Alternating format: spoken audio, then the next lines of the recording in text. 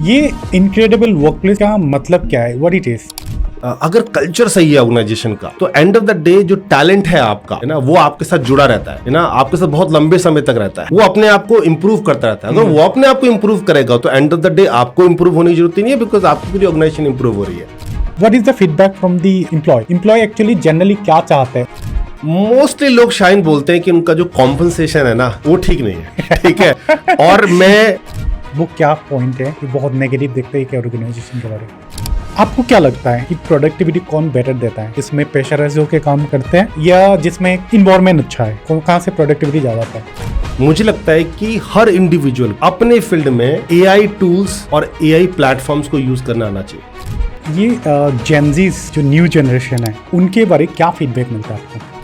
आपको कॉलेज में जो भी सीखते हो ना रियल लाइफ में इतना इफेक्ट नहीं करता है। What you should focus your own skill. आपके पास एक वो होना चाहिए weapon, like your skill should be your weapon. You have to be champion on one particular skill, whatever you have best in with your interest. Apart from AI इस्तेमाल करना as a tool, okay, आप एक skill पे best हो तो you have to clear on your mind your skill only the weapon you we will have to use for your own growth.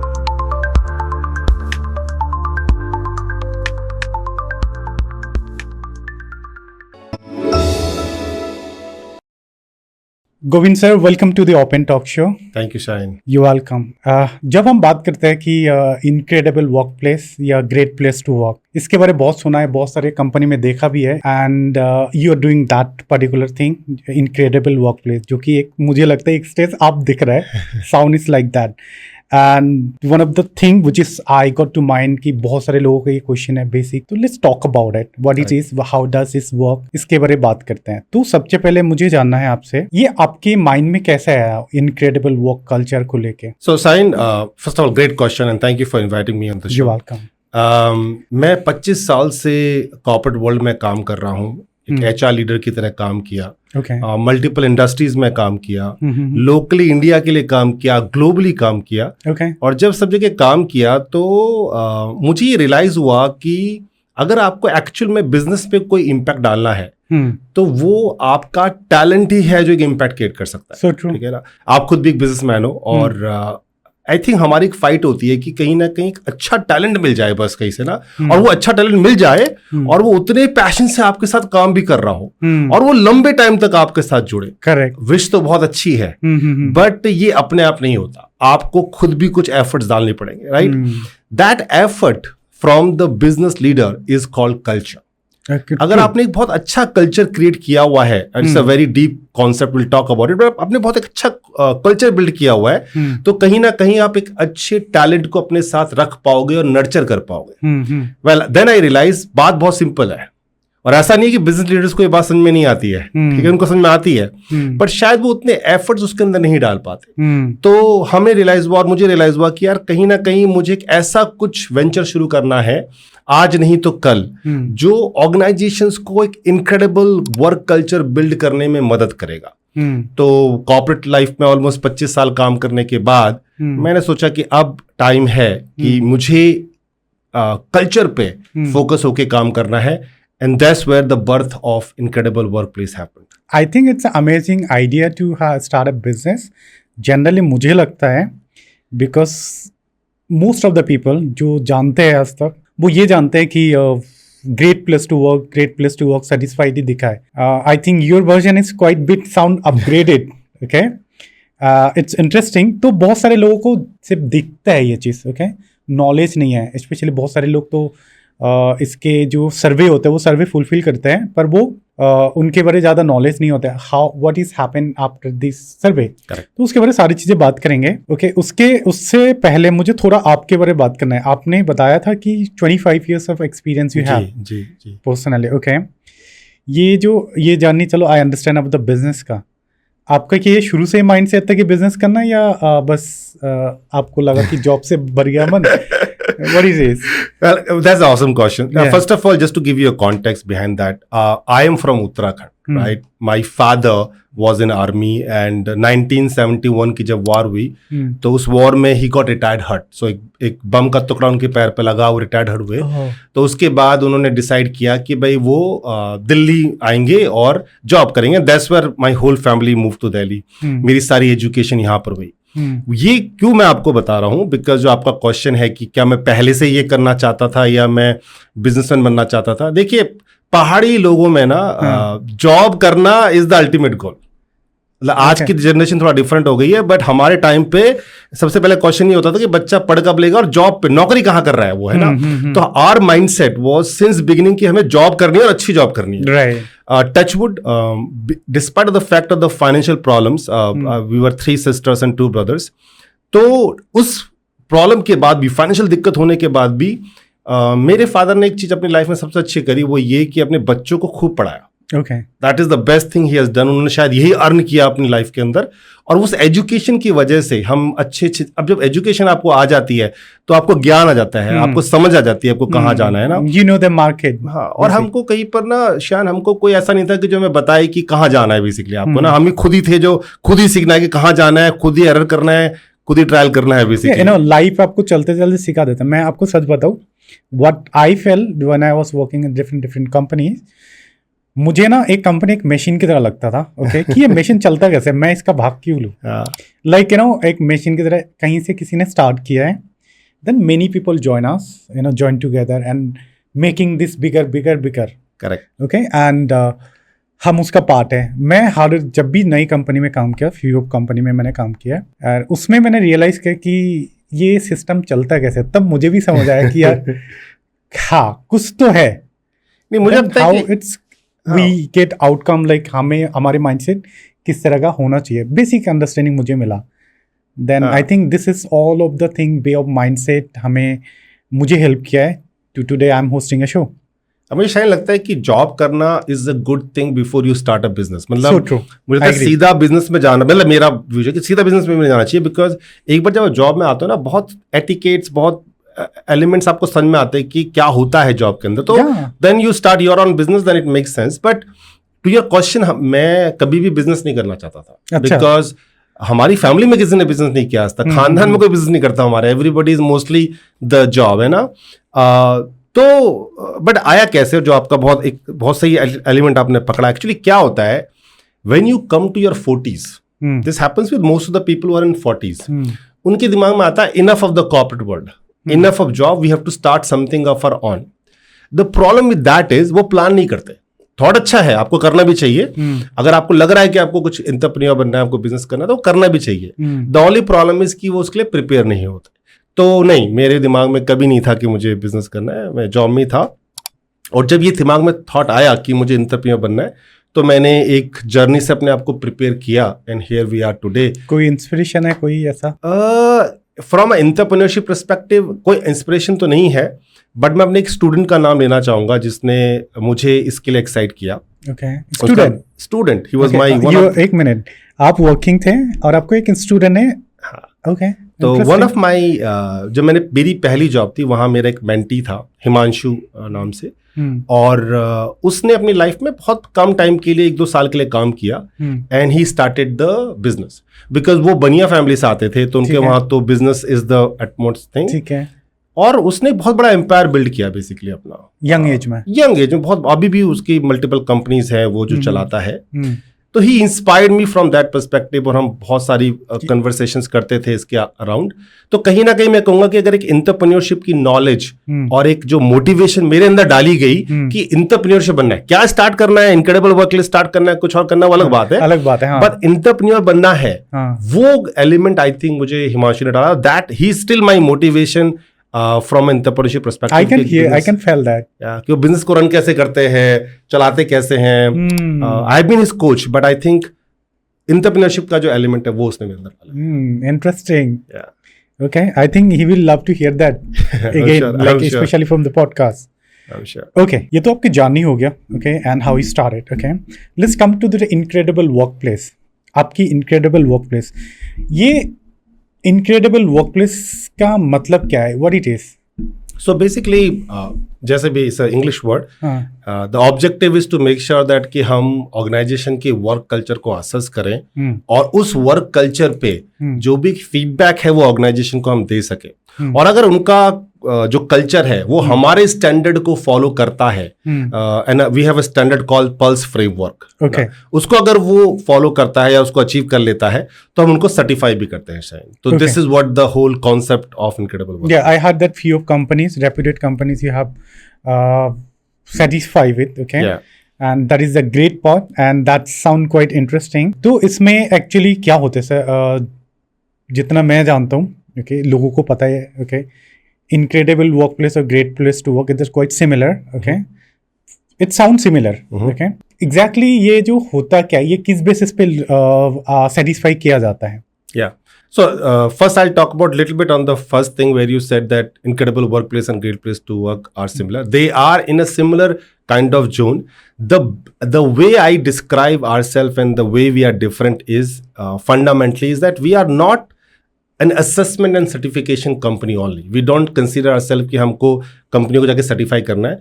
We want to make an impact by impacting their culture. Okay. जैसे याद है हमने भी starting में बोला था कि भाई अगर कल्चर सही है ऑर्गेनाइजेशन का तो एंड ऑफ द डे जो टैलेंट है आपका है ना वो आपके साथ जुड़ा रहता है ना, आपके साथ बहुत लंबे समय तक रहता है, वो अपने आप को इंप्रूव करता रहता है। अगर वो अपने आप को इंप्रूव करेगा तो एंड ऑफ द डे आपको इंप्रूव होने की जरूरत नहीं है, बिकॉज आपकी पूरी ऑर्गेनाइजेशन इंप्रूव हो रही है। तो हमें लगता है कि वो कल्चरल जो इम्पैक्ट है अगर हमने वो क्रिएट कर दिया तो हम ऑर्गेनाइजेशन के बिजनेस को इम्पैक्ट कर देंगे। तो assessment and certification Shaheen is one step of that.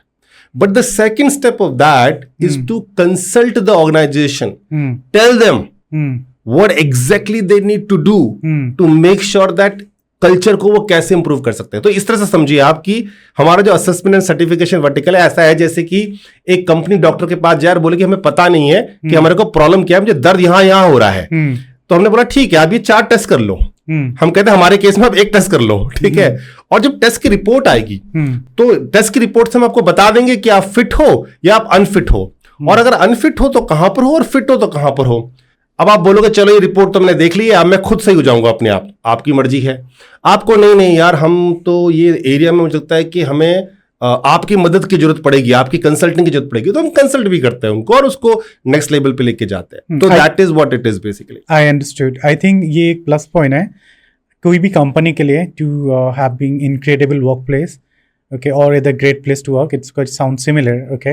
I'm not saying about the company, I know the concept, I'm saying about the concept, okay, because I generally believe कि कोई भी इंसान, कोई भी एक आम इंसान अगर जॉब करता है, okay, तो उनके लिए मैटर करता है कि वो एक अच्छी कंपनी में काम करें, okay, और साथ में जब अच्छा एक कंपनी के साथ काम करने के साथ एक अच्छा आप सर्टिफाई करते हो तो एक उनको एडिशनल ट्रस्ट देता है। करेक्ट ट्रस्ट देते हैं कि हाँ ये कंपनी अच्छा है, फिर उसके बाद वहाँ के इनसाइट पता करते हैं। तो ये तो क्या इनसाइट की बात है। मुझे आप बताइए सर, मान लो ओके आपके हिसाब से अगर बात करें एक एम्प्लॉय, ओके, उनकी जो नीड है आपके हिसाब से क्या है, इनक्रेडिबल वर्क उनके लिए क्या है एक एम्प्लॉय के लिए? देखिए फर्स्ट ऑफ ऑल उसके लिए ये एक तरीका है ये जानने का कि उसकी जो ऑर्गेनाइजेशन है वो पर्टिकुलर एक स्टैंडर्ड को फॉलो करती है। Okay. ठीक है, it is like any other. जैसे आप कोई खाना का पैकेट खरीदते हैं तो आप एक फूड का लाइसेंस देखते हैं पीछे, है ना, FSSAI का लाइसेंस देखते हैं और उस लाइसेंस को देख के आपको लग जाता है कि अच्छा इसने सेफ्टी रूल्स फॉलो किए होंगे, एक स्टैंडर्ड फॉलो किया होगा। अच्छा भी कर रहा होगा तो अच्छी बात है, कम कर रहा होगा तो इन्होंने इनको लाइसेंस नहीं दिया होगा। इसी तरीके से इनक्रेडिबल वर्कप्लेस का अगर आपको कोई सर्टिफिकेशन मिला हुआ है, चाहे आप उस कंपनी के एग्जिस्टिंग एम्प्लॉयज हैं, चाहे आप उस कंपनी को ज्वाइन करने वाले हैं, तो आपको ये दिख रहा है कि कुछ नहीं तो इसने ये वाले जो कुछ स्टेप्स हैं फॉलो किए होंगे तभी इनक्रेडिबल वर्कप्लेस सर्टिफिकेशन इसको मिला होगा। तो शायद मैं ना जब कभी कॉलेज एंड यूनिवर्सिटी में जाता हूं ना तो और स्टूडेंट से बात करता हूं तो वो मुझे पूछते हैं कि भाई हम किस तरह की कंपनीज को क्या कहते हैं ज्वाइन करें and all that stuff. Of course बहुत सारे एलिमेंट हैं, आपको कंपनी का ब्रांड देखना होता है, सैलरी देखनी होती है। मैं कहता हूं साथ में ये भी देखो कि वो इनक्रेडिबल वर्कप्लेस सर्टिफाइड है कि नहीं है। अच्छा, क्योंकि भाई अगर वो सर्टिफाइड है तो एटलीस्ट जो एक कल्चर एलिमेंट है, और आजकल तो जेनजीज कल्चर और वर्क लाइफ बैलेंस को बहुत दिखते हैं, तो एटलीस्ट आपको वो एक एलिमेंट देखने को मिलेगा। तो टू आंसर योर क्वेश्चन, एक ट्रस्ट देता है कि ये ऑर्गेनाइजेशन जो सर्टिफाइड है for as an employee if you look at it, उसको एक ट्रस्ट देता है कि ये ऑर्गेनाइजेशन एक स्टैंडर्ड को फॉलो करती होगी and I can continue working with this organisation, और maybe if I need to join I can think of joining that organisation. ठीक है, ओके, तो ये तो पर्सपेक्ट हो गया एम्प्लॉय का। What about what about the एक कंपनी को उनके अंदर ऐसी क्या क्वालिटी होनी चाहिए कि वो एक बेटर ऑर्गेनाइजेशन कहलाए? तो आपके हिसाब से जो ज्यादातर सर्वे में आता है, बेसिक रिक्वायरमेंट होती है, वो क्या क्या होती है? तो शाहीन, हर तरह का इस तरह का जो असेसमेंट करते हैं, हर कोई अपना एक फ्रेमवर्क यूज करता है, ठीक है। इनक्रेडिबल वर्कप्लेस एक फ्रेमवर्क यूज करता है, उसको कहते हैं pulse framework, PULSE। What is that? The P stands for purpose and values. Okay. U stands for unified communication. L stands for leadership. S stands for supportive environment and E stands for environment of innovation. तो ये जो 5 elements हैं, इन 5 elements पे हम deep घुस के उस organisation को टेस्ट करते हैं। तो मैं 5 पे डीप में नहीं जाऊंगा, ठीक है, people can read it out in the website, but एक एग्जांपल लेके चलते हैं बेसिकली। जैसे मान लीजिए P का मतलब है पर्पस एंड वैल्यूज, तो हम ये चेक करते हैं कि जो ऑर्गेनाइजेशन है वो किसी विजन से आगे बढ़ रही है या कोई विजन ही नहीं है बेसिकली। कोई पर्पस है, कोई वैल्यूज है कंपनी की कि नहीं है, कोई वैल्यूज ही नहीं है कंपनी की, और है वो अलग बात है, बट वो लोगों को भी पता है कि नहीं पता कि भाई ये कंपनी से मैं क्यों जुड़ूं, अगर इसका पर्पस वैल्यू क्या है, मुझसे सूट करता है कि नहीं करता, और क्या वो उसमें किसी तरीके से कंट्रीब्यूट कर पा रहे। ये एक एलिमेंट के बारे में बताया, बट ये बहुत डिटेल में एनालिसिस होता है। But to answer your question, हमारे केस में हम इस फ्रेमवर्क को यूज करके उसको टेस्ट करते हैं, और अगर किसी भी ऑर्गेनाइजेशन का जो पल्स इंडेक्स स्कोर है वो 70% और उससे ज्यादा आ जाता है, तो हम उस कंपनी को इनक्रेडिबल वर्कप्लेस सर्टिफाइड कर देते हैं। Okay, apart from this, satisfy तो आपका हो जाता है, ठीक है। मुझे ये जानना है, एक ऑर्गेनाइजेशन हम सर्टिफाई कर देते हो, what about the people, like उनका फीडबैक क्या होता है? जो लोग काम करता है, एक जनरल फीडबैक होता है कि यार एक कंपनी में ये होना चाहिए, ये नहीं होता है, या यहाँ पे पॉलिटिक्स बहुत होता है, इस तरह का चीजें होती है। बिल्कुल। तो ये मुझे लगता है कि इस तरह का चीजें भी आप लोगों को तक पहुंचती है अपार्ट फ्रॉम दी ऑर्गेनाइजेशन। मुझे थोड़ा इसके बारे में थोड़ी बात करनी है, then I'm gonna come to the other point, which is the organization को better कैसे बनाया है, we will talk about that. So I want to know कि apart from the ये satisfy feedback क्या होता है? Yeah, feedback, हाँ, what is the feedback from the employee actually generally क्या चाहता है उनके most of the cases में? देखो, आप भी कहीं एम्प्लॉय थे, मैं भी था, okay? मेरा भी एक चाहत था, एक अलग अलग, लेकिन इन जनरल आपके पास जो बेसिक चीजें आती है, या बेसिक जो एक होता है कि पॉजिटिव, एक नेगेटिव, तो मुझे एक बार पॉजिटिव और दोनों चीजें बताइए कि क्या क्या चीजें एक्चुअली है लोगों के माइंड में, एम्प्लॉय के माइंड में। जी शाहीन, पहले तो मैं ये बोलूंगा कि अभी तक हम ऑलमोस्ट 150 से ज्यादा कंपनीज को सर्वे कर चुके हैं इंडिया के अंदर, और कोस्टा रिका में भी हमने, लैटिन अमेरिका में भी हमने अपना काम शुरू किया, तो हमारी एक एंटिटी कोस्टा रिका में भी है, और टचवुड हम बहुत जल्दी ही दूसरी कंट्रीज में भी स्प्रेड होने वाले हैं। तो अभी जो मैं आपको बताऊंगा वो इंडिया कॉन्टेक्स्ट से बताऊंगा, क्योंकि मेरे पास 150 कंपनियां इंडिया में, ये भी कोस्टा रिका में प्रोसेस शुरू हुए हैं लोगों के। तो इंडिया में जो 150 कंपनियां हैं, उसमें जो मैंने 3 चीजें देखी जो लोग चाहते हैं, ठीक है, both in terms of improve करना भी और जहां वो खुश भी होते हैं, ये 3 एलिमेंट मैंने ज्यादा देखे कि लोग उस पर डालते, क्योंकि हमारे सर्वे में ना एक सेगमेंट है जहां सब्जेक्टिव क्वेश्चन है, जहां आप कुछ भी लिख सकते हो, ठीक है। तो मैं उसका आपको एक एनालिसिस बताता हूं। तो ये एनालिसिस है उन 150 कंपनियों का जो इंडिया में हमने स्कोर किया। पहली चीज जो मैं आजकल देखता हूं कि लोग सबसे ज्यादा मांगते हैं, वो मांगते हैं अपनी लीडरशिप का सपोर्ट। नाउ ये एक बहुत ब्रॉडर है। लीडरशिप का सपोर्ट मतलब कि वो चाहते हैं कि जो उनके मैनेजर्स हैं, जो उनके सुपरवाइजर्स हैं, वो उनको हर एस्पेक्ट में सपोर्ट करें, चाहे ग्रो करने में, चाहे इमोशनल सपोर्ट, कोच करने में, गाइड करने में, उनको सपोर्ट करें। और ये वो बहुत ज्यादा चाहते हैं, या वो बहुत खुश होते हैं अगर कोई कंपनी ये कर रही है तो। दूसरा जो बहुत इंटरेस्टिंग है आजकल, वो ये है कि मतलब ऑलमोस्ट हर सर्वे में मैं देखता हूं कि अगर उनसे पूछा जाए ना कि what is the one thing that you wanted to improve, is the hybrid work culture they want, कि भैया हमें ऑफिस नहीं आना है बेसिकली, हमको घर से काम करना है, या घर से पूरा काम करना है, या कभी कभी ऑफिस आने वाला हमें कॉन्सेप्ट दे दो। तो आई थिंक मैं देखता हूं कि आजकल लोग बहुत ज्यादा इसकी तरफ जाते हैं। अब देखो कुछ इंडस्ट्री में पॉसिबल है, कुछ इंडस्ट्री में पॉसिबल ही नहीं है, it's depend on the company even. But चाहे नहीं भी है ना, तो भी लोगों की आस्क है, उनको पता ही है कि यार ये शायद पॉसिबल ना हो, पर तुमसे पूछते कि आपको क्या चाहिए, तो बोलते हैं हमें ये चाहिए बेसिकली, हमको हाइब्रिड वर्क कल्चर चाहिए। और लास्ट जो लोगों को बहुत मैटर करता है वो है अप्रिशिएशन एंड रिकॉग्निशन, कि यार हमें ना हमारे काम के लिए रिकॉग्नाइज एंड अप्रिशिएट किया जाए। And Shaheen it does not mean monetary recognition all the time, हर बार उनको मॉनेटरी रिकॉग्निशन ही चाहिए। A pat on the back is also good, कि काम हो गया, अरे बहुत ही अच्छी आज आपने प्रेजेंटेशन दी, इतना सुनना भी उनके लिए काफी है। सर्टिफिकेट भी दे दो आप तो भी काफी है ना, एक छोटा सा फ्रेम करके कुछ ट्रॉफी दे दो काफी है। हर बार पैसा is not what they are looking for, but they are looking for a gesture. तो हाँ, in short 3 things we hear most of the time. Interesting. Leadership, the recognition from the people, and the hybrid work culture they want to go for. Okay, ठीक है, interesting. एक और बात बताइए कि जो मेनली नेगेटिव है एक ऑर्गेनाइजेशन के बारे, वो क्या पॉइंट है जो बहुत नेगेटिव देखते हैं एक ऑर्गेनाइजेशन के बारे, ये बोलते हैं? मोस्टली लोग शायद बोलते हैं कि उनका जो कॉम्पनसेशन है ना वो ठीक नहीं है।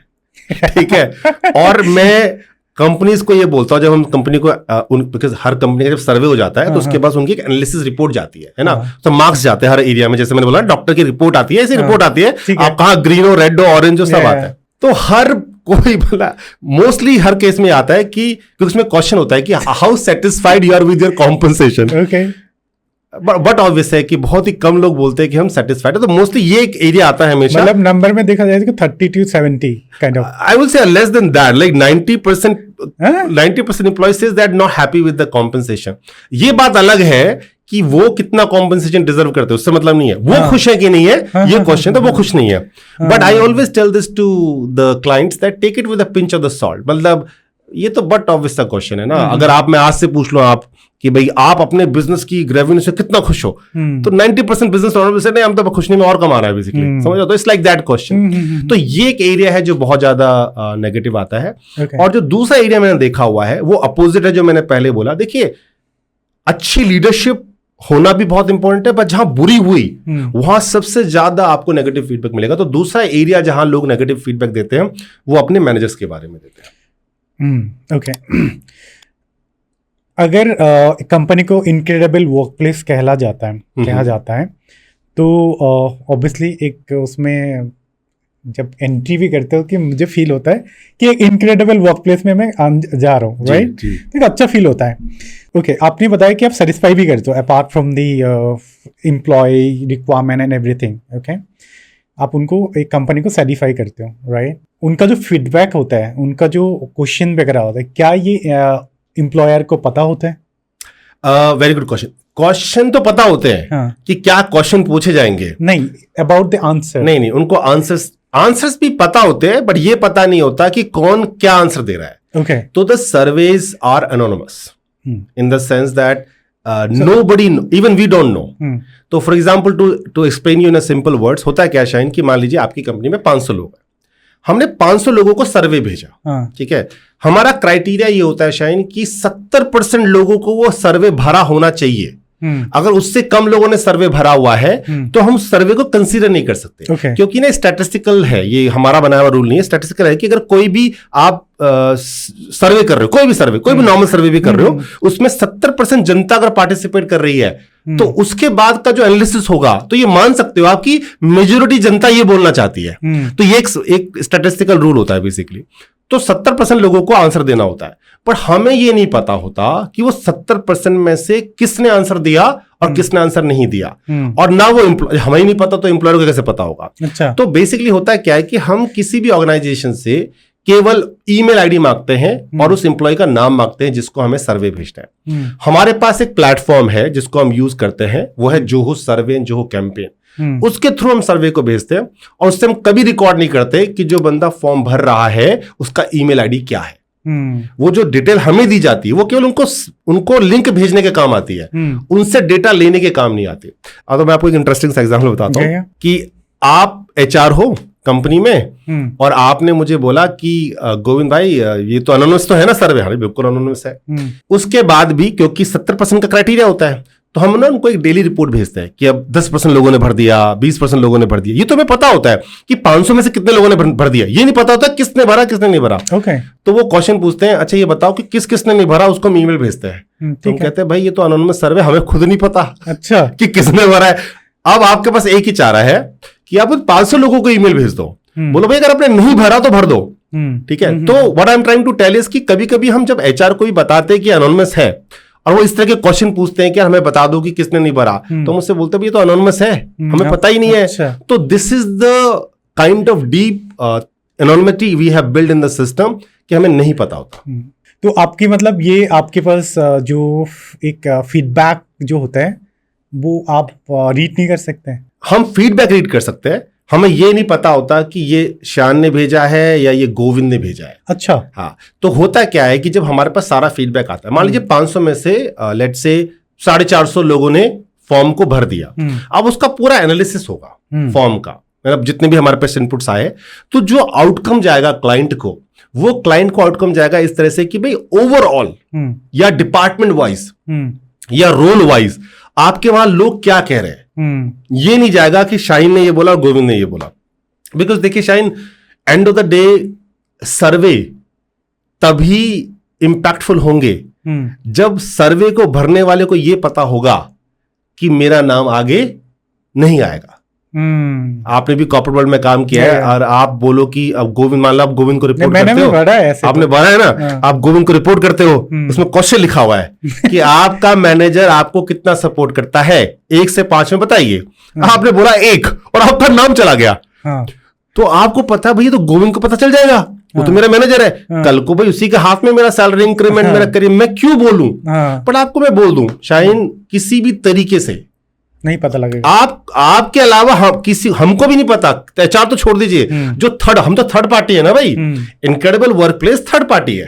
इनक्रेडिबल वर्कप्लेस कोई आपकी कंपनी तो है नहीं, सर्वे तो इनक्रेडिबल वर्कप्लेस कर रहा है ना, आपकी कंपनी तो कर नहीं रही। अरे हमें नहीं पता होता तो हम आपकी कंपनी कैसे बता दें। उससे ना क्या होता है शाहीन, जो ट्रस्ट लेवल है वो बहुत हाई हो जाता है, और जब ट्रस्ट लेवल बहुत हाई हो जाता है ना, तो जो एक्चुअल लोगों का फीडबैक है ना, वो सामने निकल के आना शुरू हो जाता है, और यही कंपनी को चाहिए होता है। इवन मैं अगेन एक चीज बोलना चाहूंगा यहाँ पे, अभी तक जो लोगों को ये लगता है कि आप जो फॉर्म भरते हो वो आपके मैनेजर, क्योंकि बहुत लोगों को ये पता नहीं है आफ्टर रीडिंग दिस, क्या बोलते हैं, आफ्टर रीडिंग द होल जो फीडबैक फॉर्म है, ओके, पर ये मैं इस बात की आप मुझे finally direct okay incredible work के सीईओ से पता लग रहा है कि ये आपकी मैनेजर तक नहीं पहुंचता है, तो आप बिंदास लिख सकते हो, बिंदास आप अपने हिसाब से नंबर दे सकते हो जो आपके लिए बेस्ट है।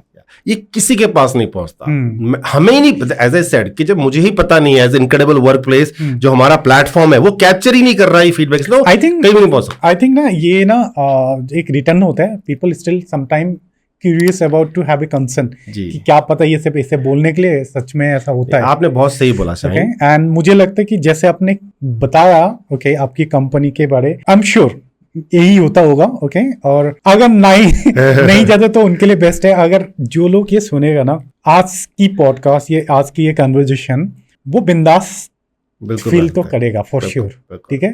पहले उनके अंदर, मैं जब पहली बार बढ़ा था, मुझे लगता है कहीं ना कहीं तो ये हमारी मैनेजमेंट के पास जाएगा, ओके। अब मुझे नहीं पता किसके पास जाएगा, पर आई एम श्योर नाउ कि शायद नहीं जाएगा। नहीं, मैनेजमेंट के पास जाएगा, आपका नाम नहीं जाएगा, बट आपका फीडबैक जाएगा।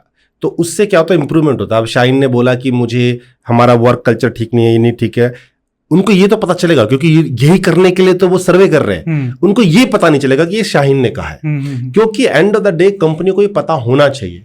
तभी तो जो नेक्स्ट स्टेप मैंने बोला शाहीन की, ये तो पहला स्टेप है, ये तो डायग्नोसिस है। यहाँ पे जैसे किसी भी डायग्नोसिस सेंटर में अपना खून देते हो ना आप टेस्ट करने के लिए, फिर टेस्ट होता है उसके ऊपर। यहाँ पे जो खून है वो आपका इंप्लॉइज का फीडबैक है, उसको कलेक्ट करके जब हम ये बताते हैं कंपनियों को, देखो ये 4 एरिया में आपको काम करने की जरूरत है, तो वो उन 4 एरिया में फिर काम करते हैं। That is what it is. Got it, okay. तो कमिंग टू द पॉइंट, जो फीडबैक रिसीव होता है, ओके, एक ऑर्गेनाइजेशन को जब रिसीव होता है, ओके, जो भी एक एवरेज फीडबैक आता है या पॉजिटिव या नेगेटिव, फिर उसके बाद क्या क्या मेन फीडबैक आता है आपके हिसाब से, बेसिक मतलब नंबर वाइज, ओके। अगर 10 में से देंगे, 10 कंपनी आप करते हैं तो उसमें से ज्यादातर फीडबैक एक सही होता है या गलत होता है, उसके बाद क्या एक्शन है, विल टॉक लेटर. तो what is the actual feedback receive most of the organisation से? आपको क्या एक्चुअल मिलता है? Yeah, so I think give me the honest answer. from the culture perspective, I think there are organizations who fails Okay. our test. तो उनके लिए मैं ये नहीं कहूंगा कि अगर आप फेल हो गए तो everything is over for you. मुझे लगता है शायद incredible work place is not just one incidence. It is a journey that organization need to go through. And एक ओनर के लिए ये भी मैटर करेगा आई थिंक कि अगर आपके इनक्रेडिबल ऑटोमेटिक ऑर्गेनिकली आते हैं, ओके, तो मैंने ये भी सुना है कि ये पेड भी कई बार खरीदा जाता है, ओके. तो मुझे ये जानना, मुझे मेरे में ये क्यूरियोसिटी है कि मुझे ये जानना है कि अगर ऐसा होता है तो उनके लिए तो बेनिफिट है ही नहीं है, चाहे वो कितना भी कंपनी बढ़िया हो या नहीं हो, ओके, उनके लिए बेनिफिट नहीं है. But I am sure generally अगर कोई इनक्रेडिबल वर्क कहलाता है, ओके, होता है, लोग जनरल फीडबैक देता है, दैट्स वेरी गुड.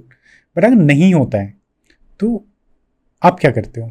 तो पहली बात मुझे लगता है कि मैंने बहुत कम ऐसे इंसिडेंट्स देखे हैं शाहीन जहाँ पे people have approached me and said कि मुझसे पैसे ले लो पर सर्टिफिकेट दे दो. मैंने बहुत कम देखे ऐसे, है ना. शायद पहले ऐसा होता होगा क्योंकि एक नाम चाहिए होगा लोगों को, बट मैंने बहुत कम केस देखे. मेरे पास तो अभी तक इन 150 कंपनी में से किसी ने भी ऐसा नहीं बोला. लोग फेल हो जाते हैं, अलग बात है, फिर उनको बुरा लगता है कि हम फेल हो गए, क्योंकि उनको लगता है रेपुटेशन भी होता है. पर हम जब अगर फेल हो गए तो हम किसी वर्ल्ड को तो बता नहीं रहे कि आप फेल हो गए. वो तो आपको पता है फेल हो गए, आपको सर्टिफिकेट नहीं मिला. बट जब आप पास हो गए या आपका क्लैरिफाई हो, आप क्वालिफाई कर गए, तो उसके बाद हम सर्टिफाई करते तो लोगों को बताते हैं बेसिकली. तो मेरे पास ऐसा एग्जांपल नहीं आए कि लोगों ने बोला हो कि we'll be more than willing to pay you more, but हमको सर्टिफिकेट दे दीजिए. बिकॉज आपने बिल्कुल सही बोला, आज के दिन लोगों का यही एटीट्यूड है कि भैया ये सर्टिफिकेट खाली नाम के लिए नहीं चाहिए, हमें अपने इंप्रूवमेंट के लिए चाहिए, तभी तो फायदा है. नहीं तो इट्स लाइक दैट. जब मैं अभी आजकल मैं तो इतने सारे मेडिकल एग्जाम्पल है, इट्स लाइक कि आप डॉक्टर के पास जाओ और अपना खून टेस्ट कराओ, उससे बोला कि यार ऐसा कर, मैं पैसे देता हूं, मेरी ब्लड रिपोर्ट जो है बिल्कुल मस्त आनी चाहिए. तो भैया करोगे क्या उस ब्लड रिपोर्ट का जो मस्त आएगी? वो डॉक्टर के पास जब ब्लड रिपोर्ट दिखाओगे, डॉक्टर के कहता आप तो बिल्कुल फिट हो, आपको कोई दवाई की जरूरत नहीं, जबकि आपको दवाई की जरूरत थी, आपको एक्सरसाइज की जरूरत थी, आपको इसकी जरूरत थी, आपको उसकी जरूरत थी, पर आपने झूठ बोल दिया, उसका कोई फायदा नहीं है. तो लोग इस बात को समझते हैं. तो I think I would say कि भाई कोई भी मेरे पास इस तरह से बेसिकली नहीं आता है. तो देखिए पहली बात तो ये है कि इट्स अ जर्नी, है ना, and people are very honest about it. And second, अगर वो फेल भी हो जाते हैं तो they have the opportunity to apply again after some time. As I said, it's a journey, right? But you know, good part. I think you have already told me. You know, fail होना is the best thing where you can find the main issue. Correct. Right? Correct. Okay. तो जब कोई fail होता है तो अब क्या क्या चीजें आपको ज्यादातर ध्यान देते हैं? तो देखिए हमारा जैसे होता है, हमारा पल्स फ्रेमवर्क होता है, ठीक है. उस 5 एलिमेंट में से कोई एक या एक से ज्यादा एलिमेंट ऐसे होंगे जो purpose and values, unified communication, all that I told you, उनमें से कोई एक या उससे ज्यादा एलिमेंट ऐसे होंगे जो ठीक नहीं होंगे उनके, जिसकी वजह से उनका जो ओवरऑल स्कोर है वो 70% से नीचे आ गया. तो जब ऐसा होता है और फेल हो जाते हैं तो हम उनके साथ एक मीटिंग करते हैं, और अगर उन्होंने हमारे साथ हमारे पास पैकेज है बाय द वे में. एक ये है कि आपने सिंपल अपना असेसमेंट कराया, पास हुए फेल हुए हम आपको बता देंगे, और फेल हो गए तो नहीं होगा, पास हो गए तो आपको सर्टिफिकेट मिल जाएगा. उसके ऊपर एक और पैकेज होता है कि आपने बोला चलो आपने आंसर तो बता दिया, पर मैं जानना चाहता हूं कि कहां फेल हुआ या कहां मैंने पास भी हो गया हूं, तो मेरे मार्क्स किस कैटेगरी में कितना है. तो फिर हम उनके साथ बैठ के ये पूरी रिपोर्ट डिस्कस करते हैं. अच्छा. कि भाई आपके पास आपकी ये एलिमेंट्स पे आपने ठीक नहीं किया. फिर अब उनकी चॉइस है, वो खुद करें इन पे काम, या वो बोले कि हमें इनक्रेडिबल वर्क प्लेस की टीम के साथ काम करना है और आप हमें बताइए, हमें नहीं पता, आप हमें बताइए कि मैं इन एलिमेंट्स को कैसे इंप्रूव करूं. तो हम उनके साथ इंटरवेंशन करते हैं. एक बात बताइए मुझे, एक इनक्रेडिबल वर्क प्लेस क्या हेल्प करता है ऑर्गेनाइजेशन को? बहुत तरीकों से, एक बार बताइए. पहला तो एक ऑर्गेनाइजेशन के पर्सपेक्टिव से आप सोचिए, जब एक कंपनी हो आप, ठीक है ना, एक कंपनी को सबसे पहले जो चीज चाहिए होती है वो चाहिए होती है कि किस तरीके से वो जब लोगों को हायर कर रहे हैं, हायरिंग कर रहे हैं, वो लोगों को अट्रैक्ट कर सके. देखिए आजकल वो दुनिया, लोग बहुत है मार्केट में, है ना, पर लेकिन अच्छे लोग नहीं है. अच्छे लोग नहीं है, ठीक है, लोग बहुत है. जब भी कोई बात करता है ना तो लोग तो बहुत है और जॉब्स भी बहुत है. तो ये प्रॉब्लम क्या है? जॉब भी बहुत है, लोग भी बहुत है, मैच क्यों नहीं हो पा रहा? मैच क्यों नहीं हो पा रहा? क्योंकि जो जॉब को चाहिए वो है नहीं, और जब आपको वो बंदा मिलता है जो आपको चाहिए, उसका ऑलरेडी 4 जगह से ऑफर होता है. तो यहां पर कंपनी को बहुत हेल्प करता है कि अगर कंपनी के पास IWP सर्टिफिकेशन है तो जो कैंडिडेट है ना, आजकल कैंडिडेट ऐसा नहीं है कि उसको जॉब की जरूरत है ज्यादा, ऐसा भी है कि अच्छे कैंडिडेट्स की जरूरत कंपनीज को भी है। तो वो कैंडिडेट खुद अपनी रिसर्च कर रहा है कि पैसा तो ठीक है सभी जैसा ही दे रहे हो भाई, आजकल क्या होता है, रिव्यू देखता है, वो ग्लास डोर पे जाता है, वो आपके सोशल मीडिया पे जाकर देखिएगा, अच्छा आप सर्टिफाइड, ये सर्टिफाइड हो, उससे उसका ट्रस्ट बिल्ड होता है। तो सबसे पहले तो कंपनी का पहला फायदा ये है कि उसको टैलेंट नहीं, अच्छा टैलेंट हायर करने में मदद करता है। That's one. सेकंड, वो मदद करता है उनके एग्जिस्टिंग एम्प्लॉयज को रिटेन करने में। ये आपने टच भी किया था। क्या अब आप किसी कंपनी में काम करते हो, आपने एक सर्वे भरा, आप एम्प्लॉय हो, आपने एक सर्वे भरा, उसके बाद आपको पता चलता है कि जो सर्वे भरा गया उसमें हमारी कंपनी को सर्टिफिकेशन मिला है। इसका मतलब है आपको यह पता है कि यार आपकी कंपनी एक स्टैंडर्ड सेट करती है कल्चर को लेके, इसीलिए उसको सर्टिफिकेशन मिला है। तो कम से कम आपका एक ट्रस्ट बिल्ड होता है उसके ऊपर कि भाई मेरी कंपनी एक IWP सर्टिफाइड, उसका कल्चर दूसरी कंपनियों के कंपैरेटिव इस स्टैंडर्ड पे मैच कर रहा है। अब एज कंपेयर टू जब आप बाहर के वर्ल्ड को देखते हो और देखते हैं ये कंपनी सर्टिफाइड नहीं है, तो इसका मतलब है कि, क्योंकि कहते हैं ना the grass of other side is always look greener, है ना। तो आपको लगता है अरे यार वो ग्रास दिखने में तो ग्रीन है, बट हमारी जो बागवान है इसकी घास भी जो है इसको सर्टिफिकेशन मिला हुआ है, तो it is greener enough right now. तो that is the second thing.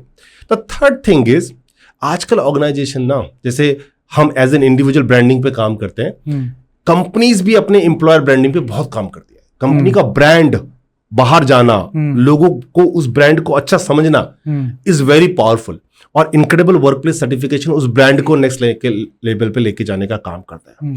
चौथी और सबसे इंपॉर्टेंट चीज शाहीन जो कंपनी मदद करता है, और ये इनक्रेडिबल वर्कप्लेस का यूनिक USP है ना, वो ये कि हम लोग किसी कंपनी को खाली सर्टिफाई करके छोड़ना नहीं चाहते। हम चाहते हैं कि उनके साथ हम पूरी जर्नी पे लगे रहे। तो हम हमेशा, मैं अपने क्लाइंट्स को बोलता हूं कि we don't want to be a company that comes to you every once in a year. Certificate आपका रिन्यूअल, क्योंकि सर्टिफिकेट जो है साल में रिन्यू होता है, तो ऐसा नहीं चाहता कि साल में आए और बोले जी रिन्यूअल करा लो। I want to be part of your journey throughout the year. How? तो हमने ना एक कम्युनिटी बिल्ड की है शाहीन, इसको कहते हैं incredible workplace certified companies community. Okay. उस कंपनी के अंदर केवल आपको एंट्री तभी मिल सकती है जब आप सर्टिफाइड कंपनी हो। ओके। और उस कम्युनिटी में कंपनीज अपनी बेस्ट प्रैक्टिसेस शेयर करती हैं, अपने चैलेंजेस शेयर करती हैं, उनके कोई क्वेश्चन है तो वो शेयर करती हैं। हम उनको पॉडकास्ट पे इनवाइट करते हैं, हम उनको लिंक्डइन लाइव पे इनवाइट करते हैं, हम उनको अपने बड़े बड़े इवेंट्स पे इनवाइट करते हैं, ताकि दुनिया को पता चले कि वी आर द बेस्ट, कि वो कैसे बने अच्छे। ठीक है। और आपस में उनको ये पता चले कि दूसरा बंदा जो दूसरी सर्टिफाइड कंपनी है वो क्या अच्छा कर रहा है और हम अपने आप को कैसे आगे लेके जा सकते हैं। जैसे मैंने आपसे कहा, सर्टिफाइड बनने के लिए तो आपको 70% स्कोर चाहिए, बट 70% से लेकर 100% तक 30% का गैप है ना, वो आप तब फिल कर पाओगे जब आप और अच्छा करोगे।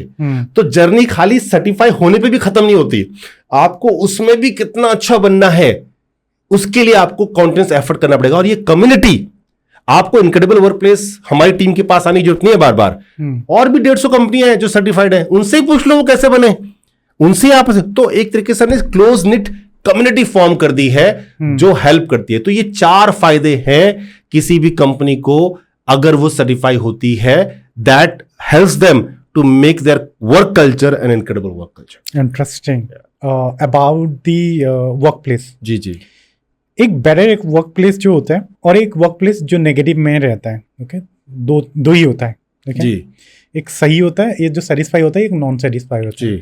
मेरा सवाल ये है कि come to the point productivity, okay, आपको क्या लगता है इन जनरली कि प्रोडक्टिविटी कौन बेटर देता है?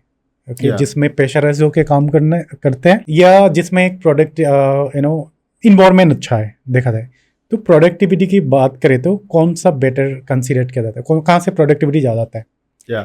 So great question. वैसे कभी कभी आपको साउंड करेगा कि अगर प्रेशर ज्यादा डाल दो तो प्रोडक्टिविटी ज्यादा आएगी। It is actually opposite side. It's not true. जब आप लोगों को ना अकाउंटेबिलिटी दे देते हो, देखिए मैं ये नहीं कहूंगा कि आपको लूज छोड़ दो कि कुछ भी करो भाई, ये भी नहीं कह रहा मैं आपसे, है ना। मैं कह रहा हूं कि आप उनको एक ऐसा एनवायरनमेंट दीजिए, ठीक है, जहां पे वो अपने डिसीजन खुद ले सकते हैं। उनको लगता है कि यार गलत भी करूंगा तो मैं करूंगा, सही करूंगा तो मैं करूंगा, और ये मेरी चीज है basically. the kind of ownership they take after this is huge. अभी आपको ये कहना पड़ेगा भाई तो ऐसा मत कर, ऐसा कर दे, ऐसा नहीं कर, ये अलग वो प्रेशर बिल्डिंग हो गई। आपने बोला देखिए ये हमको अचीव करना है, अब आप खुद सीखो, मैं आपका कोच हूं, मैं आपको बता दूंगा ये चीज आपको ऐसे करनी है, बट उसके बाद आपकी रिस्पॉन्सिबिलिटी है। The productivity goes sky after that. Why? Because now the person is doing with the heart. कोई भी काम अपने हार्ट से किया तो उसका आगे बढ़ना तय है। या एक स्टोरी मुझे याद आता है, I would like to mention here, it's about schooling life. मुझे किसी ने बताया था, इट्स वेरी इंटरेस्टिंग, मुझे लगता है रेलेवेंट होगा इसके साथ, so I just got in mind that is there is a two school, okay, दोनों हाई स्कूल है, ओके। अब एक में कंटिन्यू स्कूलिंग जो होती है, पढ़ाई, स्कूलिंग क्लासेस प्रॉपर होता है, सिस्टमेटिक काफ़ी अच्छा है। दूसरे में क्या है, दूसरे मार्केट के साथ अटैचड है, तो उस स्कूल में क्या होता है, फंक्शन वगैरह होता है, कई सारी चीज़ें होते हैं। तो साल में मान लो कि 7 मंथ क्लास होता है और बाकी क्लासेस नहीं होती है। अच्छा। रीजन बिंग बिकॉज मल्टीपल चीज़ें होते हैं उस स्कूल में, पर उस स्कूल में स्टूडेंट भी ज़्यादा है, ओके, और पढ़ाई का जब रिजल्ट की बात करें, रिजल्ट भी अच्छा है, ओके। और जो पहला वाला स्कूल है उसमें एक साल में 9 मंथ की 3 मंथ XYZ छुट्टियां हटा के 9 महीना क्लास होता है, इसमें 7 महीना होता है। लेकिन रिजल्ट जो होता है 7 महीना वाला पे बेटर होता है, हमेशा उससे बेटर होता है, उसमें 9 महीना देता है। फर्क क्या होता है, वहाँ पे भी टीचर है, यहाँ पे भी टीचर है, इवन यहाँ पे नियम अच्छा है, यहाँ पे भी अच्छा है, पर यहाँ पे थोड़ा सा है कि जो पढ़ाने का तरीका है क्वाइट डिफरेंट है। इन्होंने क्या किया, मैं आपको जो स्टोरी बता रहा हूँ, it's very very interesting because I have seen that in my school life also, okay. इन्होंने बताया कि पढ़ना कैसे है, how you should learn, okay, क्या करना है तुम्हें, घर जाके क्या करना है। और उन्होंने सिर्फ पढ़ाया है, उन्होंने सिर्फ एजुकेशन दिया है, इन्होंने बताया कि पढ़ना कैसे है, तुम कल क्या करोगे, okay. And that's how the outcome is coming, the result is coming from better from that place, जहाँ पे ये बताया जाता है कि आपके लिए क्यों इम्पोर्टेंट है, मोर देन कि आपको एक सिलेबस पढ़ाते जा रहे हो, okay. So here is a point, मेरे को स्टोरी याद आया कि कोई भी ऑर्गेनाइजेशन के लिए ये मैटर करता है। इवन और एक फंडामेंटल मैं समझता हूँ, अगर एक कोई डायरेक्टर फिल्म बनाते हैं, ओके, उसको बोलते कि तुम ऐसे करो, रूडली बोले, तो person might be can't do that much, okay. When you उनको बोलो कि मुझे ये चाहिए, दिस इज द सिचुएशन, मुझे ये चाहिए, वो अपने माइंड पे जाएगा, अपने इनसाइड जाएगा, then he set your mind, he will express himself कि हाँ, देन उसकी डिलीवरी होगा कि अल्टीमेट, जिसको बोलेगा एक्चुअल एक्टिंग।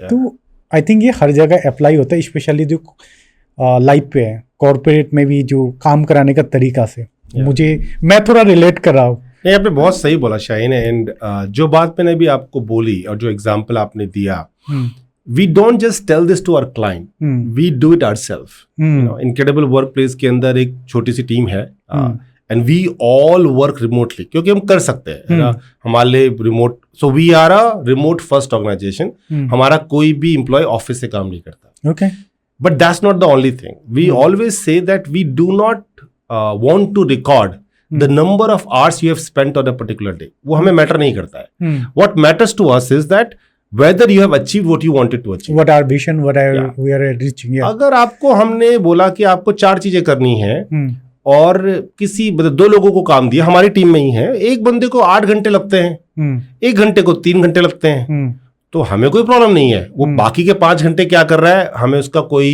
ज्यादा रेलिवेंस नहीं है, हमें इस बात का रेलिवेंस है कि काम हो गया basically. And that is why we always believe कि हमें ज्यादा से ज्यादा अपने आप को अपस्किल करना चाहिए। आजकल बहुत सारे AI टूल्स आ रहे हैं, उनको यूज कर लो। Why you need to invest your time in doing the repeated work, आप उस टूल को यूज कर लीजिए, हमें बताइए, will buy the tool for you so that you are efficient.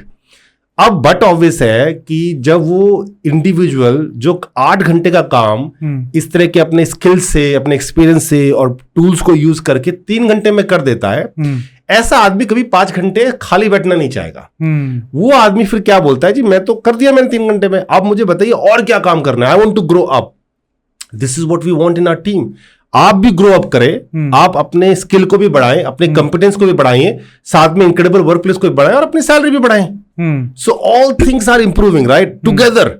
तो it's not that we just tell this to our client, we live it ourself and then we tell the client how to do it. And that's why Shaheen our client trust us कि अगर incredible work place के consultants इस बात को बोले, I am not the one who always consult right, mostly हमारे पास एक कंसल्टेंट का पूल है कि अगर इनक्रेडिबल वर्क प्लेस के कंसल्टेंट्स अगर किसी बात को बोल रहे हैं कि इसको ऐसे करना है, तो it is mostly the right path that they need to go. So our client do trust us because we make sure कि जो हमारी एडवाइस है वो क्लाइंट के लिए ठीक हो, क्योंकि हर क्लाइंट डिफरेंट है ना, तो वो क्लाइंट के लिए ठीक हो is most important for us.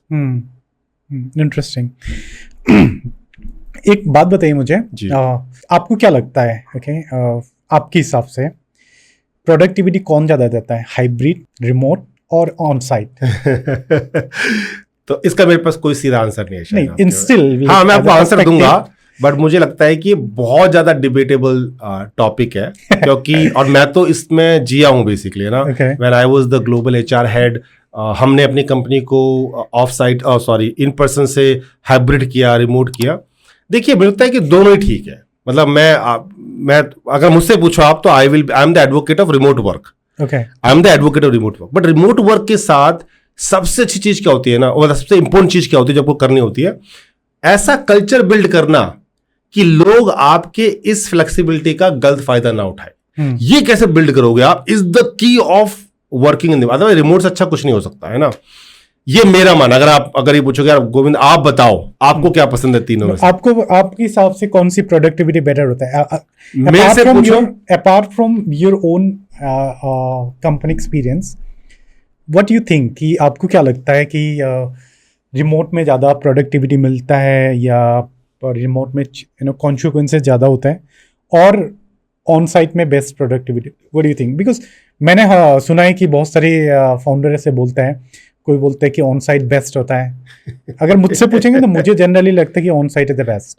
देखिए, यही मैंने जब आपको स्टार्ट किया तो मैंने बोला कि ये बहुत ही डिफिकल्ट क्वेश्चन है क्योंकि ये डिपेंड करता है कि आपका पर्सनल एक्सपीरियंस कैसा रहा है. देखिए, एक तो बात हो गई शाहीन की आप कर भी सकते हो कि नहीं कर सकते. जैसे हॉस्पिटल है, what's the point of telling them कि रिमोट कर लो? कैसे करेगा डॉक्टर रिमोटली? आपको कैसे चेक करेगा, ऑपरेशन कैसे करेगा आपका? इट्स वर्किंग तो नहीं पर, लेकिन नहीं हॉस्पिटल में कैसे आप, हॉस्पिटल नहीं, हॉस्पिटल की जो भी कुछ एक ऐसा स्टाफ है जो कर सकता है वो कर लेगा. हाँ, वो कर सकते हैं. But what I am trying to say कि एक तो ऐसे इंडस्ट्री है जो कर ही नहीं सकती. ठीक है, अगर आपको खड़ा होना है वहां प्रश्न तो खड़ा होना है ना, वो उसमें कोई वो नहीं, दोहराई नहीं है. पर कुछ ऐसी इंडस्ट्रीज हैं जैसे सर्विस इंडस्ट्रीज हैं, वो उनके पास ऑप्शन है कि they can do in physical भी और इन रिमोट भी. वहां पे जैसे आपने अपना एक्सपीरियंस बताया कि मुझे तो यार इन पर्सन ठीक लगता है. अगर आप मुझसे पूछोगे तो मुझे लगता है कि सबसे ज्यादा प्रोडक्टिविटी आपको रिमोट में आती है. पर उसके साथ सबसे बड़ा एलिमेंट ही ये है कि वो लोग आपकी उस रिमोट फैसिलिटी का गलत फायदा ना उठा रहे हो. ठीक है, वो उसके लिए वो कल्चर बिल्ड करना है. सिक्योरिटी का इशू होता है, कई सारी चीजें. शायद मैं बताता हूं आपको. देखिए, मुझे लगता है अगर आप रिमोटली काम कर रहे हैं ना, आदमी बहुत लंबा टिकता है आपके साथ. अच्छा, क्यों? क्योंकि जैसे मैं भी अपने कुछ एम्प्लॉयज के बारे में सोच रहा हूँ, वो पहले दिल्ली में रहा करते थे, पीजी में रहा करते थे, पीजी के 10-12 हजार पे कर रहे, पीजी के फॉरगेट अबाउट घर तो आप पूरा ले नहीं सकते. पीजी जहां 3-4 लोग दोस्त मिल रहे हैं, 10-12 हजार का खर्चा आ रहा है. आज वो अपने घर से काम करते हैं, घर का खाना खाते हैं, फैमिली के साथ रहते हैं. ठीक है, और वहां से काम करते हैं. तो मेरे not only one example, all the examples my team is sitting across the. और ये नहीं मैं अपनी कंपनी की बात कर रहा हूं, इससे पहले भी मैं जिन ऑर्गेनाइजेशन में काम कर चुका हूं वहां रिमोट वर्क ही था. तो मेरे को पता है एक्चुअली कि रिमोट वर्क में काम को कैसे करवाना होता है, लोगों को अकाउंटेबल कैसे बनाना है. अगर आपने ये सीख लिया तो this will give you much better in terms of outcome. और एक बात रिमोट की और जो सबसे अच्छी होती है वो ये, आपको टैलेंट मिल जाता है जैसा आपको चाहिए. देखो यार शाहीन, अगर मान लीजिए कल को आप बोले मुझे एक वीडियोग्राफर चाहिए भाई, अब सबसे बेस्ट वीडियोग्राफर जो है छत्तीसगढ़ में बैठा हुआ है, कॉस्ट भी कम लेगा आपसे. बट भाई आपको यही चाहिए, मान लो एग्जांपल दे रहा हूं, तो भाई यहां चाहिए तो आपको अपने गुड़गांव में ढूंढना पड़ेगा. वो भी 4 नखरे दिखाएगा मैं क्यों आऊं. ठीक है, कॉस्ट भी ज्यादा मांगेगा आपसे. तो आपका जो टैलेंट का पूल है वो तो ये गुड़गांव ही हो गया ना. गुड़गांव में भी एक लिमिटेड एरिया, गुड़गांव में दूर से वाला बंदा भी नहीं आएगा आपके पास. मैं एग्जांपल दे रहा हूं, तो लिमिटेड हो गया आपका पूल. जबकि वेरी नगर ये काम अगर पॉसिबल होता रिमोटली करना तो पूरा इंडिया आपका वो था. कहीं से भी उठा लो आप बंदे को। Correct. तो टैलेंट पूल में कहीं से भी उठा सकता हो। या हमारे पास भी आते हैं ना बहुत सारे पॉडकास्ट के लिए हमारे पास आते हैं कि हम ऑनलाइन कर सकते हैं क्या। So I generally feel online output is podcast का मजा तो यार मुझे लगता है कि इन पर्सन होना चाहिए। In person. आज के मार्केट है ओके एआई। जी। ओके टुडे एआई की जमाने में क्या हमें इनक्रेडिबल वर्क प्लेस बनाना या ग्रेट प्लेस वर्क बनाने के लिए क्या हमें एआई हेल्प कर सकता है? बिल्कुल कर सकता है मेरे हिसाब से। देखिए first of all AI is here to stay. ठीक है, आज की डेट में आप भी बहुत सारे एआई टूल यूज करते हैं आई एम श्योर। तो अभी तो हम लोगों ने एआई का बस टूल यूज करना शुरू किया, अभी एआई ने अपना असली रंग तो दिखाया नहीं हम लोगों को। और इतने में ही हमको लग रहा है कि भाई बहुत कुछ कर रहा है एआई बेसिकली ना, जॉब डिस्ट्रप्शन कर रहा है, ऑल दैट स्टफ। देखिए जब होगा क्या है ना, आपका जो क्वेश्चन है कि मैं लेना चाहिए कि लेना चाहिए, होगा क्या कि धीरे धीरे एआई ऐसी वो जॉब्स जो बहुत ज्यादा ऑपरेशनल जॉब्स है उनको खत्म कर देगा। ठीक है, to give you an example, call centre की जॉब्स जहां वॉइस कॉल्स होती हैं या आपको किसी से किसी चीज का फॉलो अप करना है, वो सारे काम, एक बहुत छोटा एग्जांपल दे रहा हूं मैं आपको है ना, कि वो एआई खत्म कर देगा। होगा क्या जब ऐसी जॉब्स खत्म हो जाएंगी, बट इसका मतलब ये नहीं है कि कोई जॉब ही नहीं होगी, जॉब होगी और उस जॉब पे जो लोग होंगे ना वो अपने आप में अपनी चीज में बेस्ट ऑफ द बेस्ट होंगे। तो जब आपके पास बेस्ट ऑफ द बेस्ट लोग चाहिए आपको अपने काम करने के लिए, तो उनको रिटेन करना is the most difficult job. मुझे लगता है कभी कभी ना अच्छे लोग ढूंढना तो मुश्किल काम है ही, उससे मुश्किल काम है उन लोगों को संभाल के रखना कंपनी के अंदर। ठीक है, तो इस टाइम पे इस तरह के सर्टिफिकेशन, देखिए सर्टिफिकेशन अगेन, अगर हम सोचते हैं कि सर्टिफिकेशन के लिए ठप्पा है जो मुझे मिल जाएगा तो आपको नहीं लेना चाहिए। बट अगर आप सर्टिफिकेशन ऐसे लेके चलते हो कि मैं इसको एक डायग्नोसिस की तरह लेता हूं कि मेरी कंपनी में कहां ऐसी चीजें जो मुझे इंप्रूव करनी चाहिए, तब ये आपको 1000% हेल्प करेगा, क्योंकि जो लोग आपकी कंपनी में वो बेस्ट ऑफ द बेस्ट हैं and you want to make sure that you give them a culture that is best of the best so that they stay with your company. So आगे जाके AI world में Shaheen this will become more relevant than it is today. एक बार एक सर्वे पढ़ा था मैंने, तो कितने जॉब है जो क्रिएट होगा और कितने जॉब है जो रिड्यूस होगा। So around 900 of million worldwide. Wow. Okay, 900 million job will be reduced, and they create only around like 9900, like wow, around मान लो कि 1 lakh jobs. So meanwhile, number of jobs will be reduced higher than created. Okay, so मुझे ऐसा लगता है कि बहुत challenges by the time आएगा. Okay, क्योंकि सर्वे ये बोल रहे हैं. Okay, और AI will be replace lot of things. Okay, and generally क्या होते हैं AI आने के बाद, मुझे what I understood recently, ये आने के बाद there is some gap in between the economy. Okay, in terms of business, okay, success और मार्केट ऑफ जॉब, ओके, उसमें मुझे ऐसा लगता है कि जैसे हमारी जो इकोनॉमी है ना, अभी अगर ये चल रहा है, थोड़ा ऐसे जाएगा, जैसे ऐसे जाएगा ना, people will be know what they need to do, that they will take advantage of AI, then it become a this. So yeah this is how it's gonna be. पर every individual should understand what AI should be, what AI is and what gonna happen. Okay, या तो पहले से तैयारी करो आपके लिए, and career पे भी बहुत सारी चीज़ों में AI ऑलरेडी यूज हो रहा है, स्पेशली हायरिंग पार्ट पे भी हो रहा है. ओके, कई सारे, मतलब ऑलमोस्ट सारे सब्जेक्ट में AI का इन्वॉल्वमेंट है. हाँ, चाहे कोई भी बंदा हो, कोई भी जो बना सकता है वो खुद AI बना रहा है, जो कंपनी के लिए, जो नहीं बना सकते वो दूसरे का यूज़ कर रहा है, but it's doing that. Okay, तो ये सारे चैलेंजेस होगा. So I wanted to know about the market. Okay, what your advice to the young people, okay, जो न्यू जनरेशन है, okay, the specially the new generation who are become a graduate और looking for a job. Okay, उनके लिए क्या advice है आपका, as many as you have received feedback for many organisations? या shine, so first of all I think it's a great question. और आज के दिन में ना ये हमारी जो जनरेशन, नई जनरेशन जो वर्क फोर्स में आने वाली है, उनके लिए कन्वर्सेशन बहुत इंपॉर्टेंट होने वाली है। मेरी एक दूसरी फर्म है, उसका नाम है HR सक्सेस टॉक, और वो जो फर्म है वो कॉलेजेस एंड यूनिवर्सिटीज के साथ बहुत ज़्यादा काम करती है। और ये बहुत ही, जो आपने बोला है, बहुत ही प्रोमिनेंट चैलेंज है कॉलेजेस के लिए, बच्चों के लिए और ऑर्गेनाइजेशंस के लिए, जहां पर वो लोग जाने वाले हैं बेसिकली, है ना। तो अगर मुझसे आप पूछो कि मेरी एडवाइस क्या हो उनके लिए, तो I will give them 3 advices. क्योंकि आपने AI से शुरू किया, तो पहला मैं एडवाइस AI पे बोलता हूं। मुझे लगता है कि हर इंडिविजुअल को अपने फील्ड में AI टूल्स और AI प्लेटफॉर्म्स को यूज करना आना चाहिए। जैसा आपने भी बोला कि AI आज की डेट में हर जगह आपको मिलेगा, चाहे आप कोई भी काम कर रहे हो उसमें AI होगी ही होगी, है ना। तो कहीं ना कहीं उनको वो AI टूल्स को जानना पड़ेगा, बिकॉज जब वो कॉर्पोरेट वर्ल्ड में जाएंगे, ठीक है, हो सकता है जब तक वो कॉर्पोरेट वर्ल्ड में जाए तब तक AI और ज्यादा मैच्योर हो जाए, बट एटलीस्ट आपने कुछ तो कैचअप किया, है ना।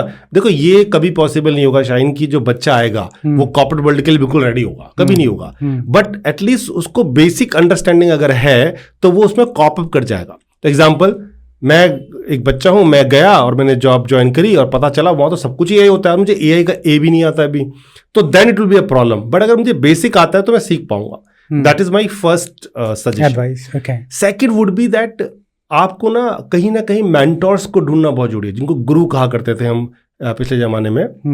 और एक जमाना था, जब मैं ऐसे बोलता हूँ इसको शाइन, की एक जमाना था जब एक आदमी का एक ही गुरु हुआ करता था, एक ही द्रोणाचार्य हुआ करता था, दूसरा नहीं हुआ करता था। आज के दिन ऐसा नहीं है। आज के दिन आपकी हर चीज के लिए, हर एरिया के लिए आपके पास एक गुरु होता है। अगर आपको मान लीजिए ये सीखना है कि मुझे एक्सेल में कैसे काम करना है, तो आप एक ऐसे गुरु को ढूंढिए जो एक्सेल में बहुत माहिर हो। अगर आपको ये सीखना है कि मुझे लोगों से प्रेजेंटेशन कैसे करनी है, तो आप दूसरे ऐसे गुरु को ढूंढ लीजिए। तो मल्टीपल गुरुज।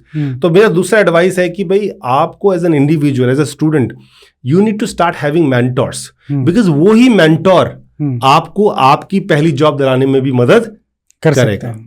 और तीसरी चीज, अगर स्टूडेंट ये सोच रहे हैं कि जो उनका कॉलेज है वो उनको पहली जॉब ला के देगा, तो बहुत ज्यादा भ्रम है।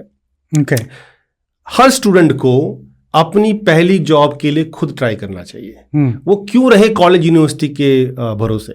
आप अपना स्किल बिल्ड कीजिए ना। जब आप अपना स्किल बिल्ड कर लेंगे तो कोई भी कंपनी जो अच्छा टैलेंट ढूंढ रही है वो आपको पकड़ लेगा। तो मेरे को लगता है कि ये 3 एडवाइसेस मेरी तरफ से होंगी आज के फ्रेशर्स के लिए, अगर वो अपना करियर के बारे में सीरियस है तो। These are the 3 things they need to do. Okay, here is my point in the C of your point. Please. Okay.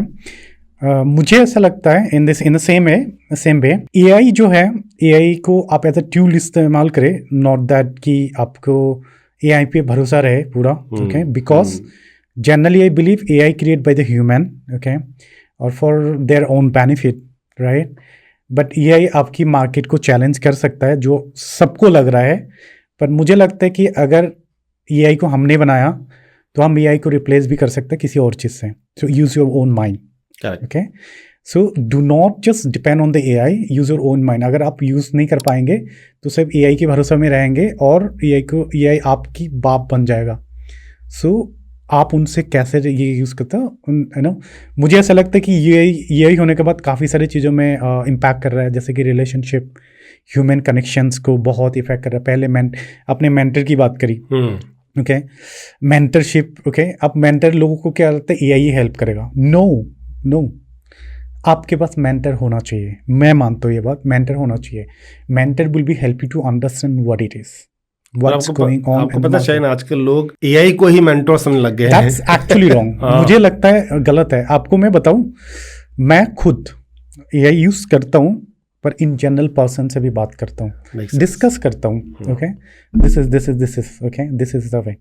AI use I only for as an assistant, you know, little bit for my assistant, which is simplify my work. Correct. Okay, few of work, not that everything. Okay. Correct. पर मेरा उसका नहीं है, अपना mind इस्तेमाल करो। Because मैं अभी भी वही बोल रहा हूँ कि हमने जो बनाया AI हमने बनाया, AI हमें नहीं बनाया। Correct. और हम AI को रिप्लेस कर सकते हैं। आप जितने डर रहे हो ना, क्या पता उनकी बाप, अगर आप कोई भी सवाल करने के लिए सिर्फ AI को चला जाओ, आपके माइंड वर्क ही नहीं करेगा। So use your mind, use your brain. Okay, क्या पता कल को कुछ बहुत सरप्राइजली कर दो आप, जो दुनिया को लगा कि साला AI के बाप आ गया ये तो। That's a very good advice for the freshers. Yeah, right, it's a very good advice. Okay, and उनके लिए यही एक लर्निंग बेस्ट होना चाहिए। मेंटर होना बहुत इंपॉर्टेंट है प्रेजेंट मार्केट में। वाई? बिकॉज दो चैलेंजेस जो मार्केट अभी है, आपको मेंटर की, हर एक इंसान को मेंटर की जरूरत है। पहले नहीं था, पहले मार्केट के पहले क्या था, आई जनरली बिलीव दैट कि एक टाइम था जिसमें माँ बाप ने एजुकेशन दिया because they will work for a job, okay. और मुझे लगता है वो हमारा टाइम था। I am age of 31 now. वो हमारा टाइम था। जो बच्चा 20 साल का 25 साल का है उनके लिए अब ऐसा नहीं है। उनको पढ़ाया इसलिए जॉब के लिए, बट ऐसा नहीं है आपके लिए। आपके लिए चैलेंजेस अलग है। करेक्ट। क्योंकि हमारे पास एक्सपीरियंस है, आपके पास नहीं है। करेक्ट। हमें जैसे जॉब मिला था वो वैसे आपको जॉब नहीं मिलेगा। Understand, okay. सो इसीलिए आपसे बेटर अनदर ह्यूमन जिन पे आप ट्रस्ट करते हो, जिनसे आप भरोसा करते हो, go with that mentor, that I believe. इसमें और एक चीज़ मुझे लगता है, ओके, अबाउट द कॉलेजेस की जो हमने बात करी थी, मुझे ऐसा लगता है कि जो कॉलेज है, आपको कॉलेज में जो भी सीखते हो ना, रियल लाइफ में इतना इफेक्ट नहीं करता वो, ओके। पर what you should focus your own skill. मैं शायद प्रीवियस एपिसोड पे भी यही बोला, अभी भी यही बोलूँगा, ओके। आपके पास एक वो होना चाहिए weapon, like your skill should be your weapon, okay. You have to be champion on one particular skill, whatever you have best in with your interests, okay, apart from AI इस्तेमाल करना as a tool, okay, आप एक skill पे best हो, okay। मुझे लगता है कि आप अगर AI वगैरह सब आती है एज अ टूल, ठीक है, इस्तेमाल करना आती है, लेकिन आपकी वैल्यू क्या है, what's you have. For example, I know coding, I know Python, I know SQL, I know Excel, okay. मुझे ऐसा लगता है कि हाँ, अगर ये पर्टिकुलर चीज़ में मैं एडवांस हूँ, गुड हूँ, काफ़ी एक्सीलेंट हूँ, तो मैं कहीं पे जाके दिखा सकता हूँ this is I am good in. Now come to the point, the company will be hire और not, that depend on the company, okay.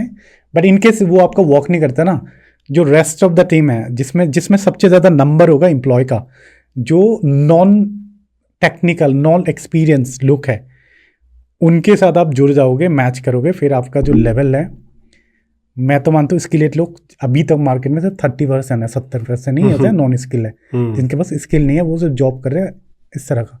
और एज यू सेड दैट कि ऑपरेशन खत्म हो जाएगा, so you have to clear on your mind your skill, only the weapon we will have to use for your own growth, okay, that I also say. And makes sense. Yeah. Okay, apart from all of this, I do remember we are having conversation कि leadership, okay, जो हम बात कर रहे थे beginning में, कि आप बात कर रहे थे कि लीडरशिप जो है उसमें उसके बारे काफ़ी सारे फीडबैक आता है आपके पास, okay, to become a better organisations, okay, इधर भी प्रोडक्टिविटी, ओके, और for the long time relationship with the employ. तो उसमें एक व्हाट यू अंडरस्टैंड, मतलब आपके हिसाब से एक बेटर रिलेशनशिप क्या है? या so I think it's a very good point. पहले तो मैं बोलना चाहूँगा कि अगर किसी ऑर्गेनाइजेशन में एक चीज़ आपको इम्प्रूव करनी है ना, केवल एक चीज़ जिससे आपको लगता है कि पूरी ऑर्गेनाइजेशन बिल्कुल अच्छी हो जाएगी, कल्चर बहुत अच्छा हो जाएगा, वो एक्चुअली में है to work on your managers. तो जस्ट रिकॉल कि अगर हम किसी मैनेजर के अंडर में काम कर रहे हैं और वो मैनेजर बहुत अच्छा है, वो आपको गाइड कर रहा है, वो आपकी बात को सुन रहा है, आपको सही डायरेक्शन दे रहा है, आपके लिए फाइट करता है, आप गलती करते तो आपके लिए स्टैंड करता है, would you like to leave that company? Most probably no, because आपको ये पता नहीं कि दूसरी कंपनी में जाके कैसा मिलने वाला है एनवायरमेंट। आप उस कंपनी को 20-30% के लिए नहीं छोड़ने वाले हो। पर हाँ, अगर भाई 100% को इंक्रीमेंट दे दे तो अलग बात है, आप एक बार ट्राई जरूर करना चाहोगे, बट आप 10-20-30% के लिए उस ऑर्गेनाइजेशन को नहीं छोड़ोगे बेसिकली। तो मुझे लगता है कि अगर कोई भी ऑर्गेनाइजेशन को अपने कल्चर को इम्पैक्ट करना है तो सबसे पहले उसको अपनी लीडरशिप पे काम करने की जरूरत है। okay. अब अगर आपने पूछा कि लीडरशिप क्या होती है बेसिकली, है ना, मेरे हिसाब से कपल ऑफ थिंग्स, ठीक है, और मैं बहुत ज्यादा डिटेल में ना जाते हुए बहुत ऊपर तक रखूंगा इसको। सबसे पहला है the trust with in the leadership. तो अगर मैं एक लीडर हूं और मेरे पास एक टीम मेंबर्स हैं, तो मुझे मेक श्योर करना पड़ेगा कि मैं उन पर ट्रस्ट करता हूं कि उनका इंटेंशन ठीक है, वो सही काम करना चाहते हैं। ये गलती तो करते ही हैं, गलती तो हम भी करते हैं, गलती वो भी करेंगे, बट उनका इंटेंशन ठीक है। और दूसरा, हाउ टू मेक श्योर कि हम उनको एक फ्रीडम और अकाउंटेबिलिटी दे रहे हैं कि जो वो काम कर रहे हैं। ये नहीं कि माइक्रो मैनेजमेंट हो रहा है कि आप ये भी करो, पहला स्टेप, दूसरा स्टेप, तीसरा स्टेप, चौथा step.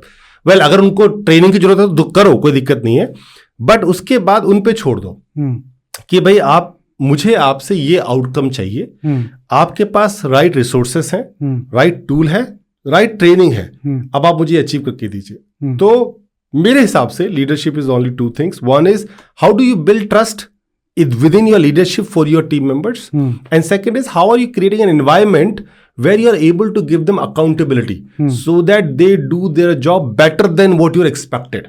So these are the two things I would say. Interesting. मैंने एक रिसेंटली वीडियो देखा था, बहुत इंटरेस्टिंग है। एक पेन को ना, क्या बोलते हैं, एक पेन को एक बॉटल बीच में रखा हुआ है, 3 लोगों को तीनों में रस्सी रख दिया कि बॉटल के इसमें पेन डालना है।